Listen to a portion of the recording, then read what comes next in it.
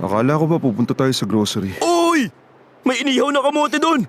Hindi pa ako nakakatikim nun sa buong buhay ko. Promise, first time ko na makakatikim yan.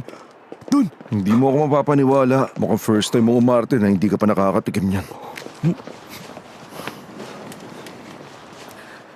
Uy, tingnan mo, boss. Iba na talagang panahon ngayon. Para napakaliit lang ng mundo, no? Akalain mo yun, dito pa tayo nagkita.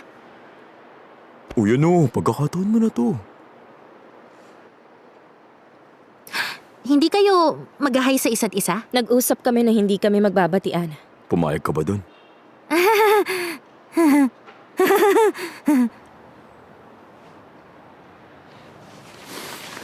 Pansin ko lang ha, sa suot yung dalawa ngayon. Para kayong egg white at egg yolk.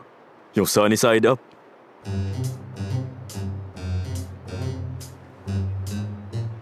Ay, mali ba?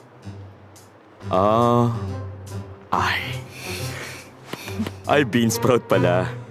Ito yung stem, ito yung ulo. Di ba favorite mo yun?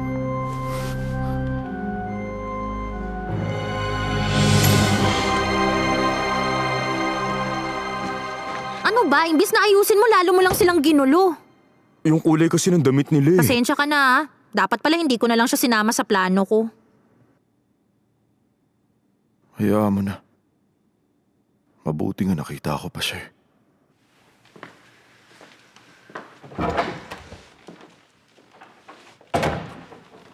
Sandali nga. Bakit mo ba pinipilit na bumili ng kamote wala ka namang pera?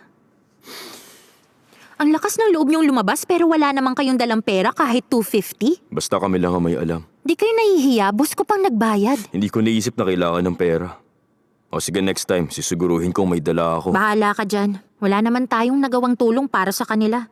Pumalpak na tayo dahil sa'yo, alam mo ba yun? Kahit pumalpak, may natutunan naman tayo. Nagpapalusot ka lang eh.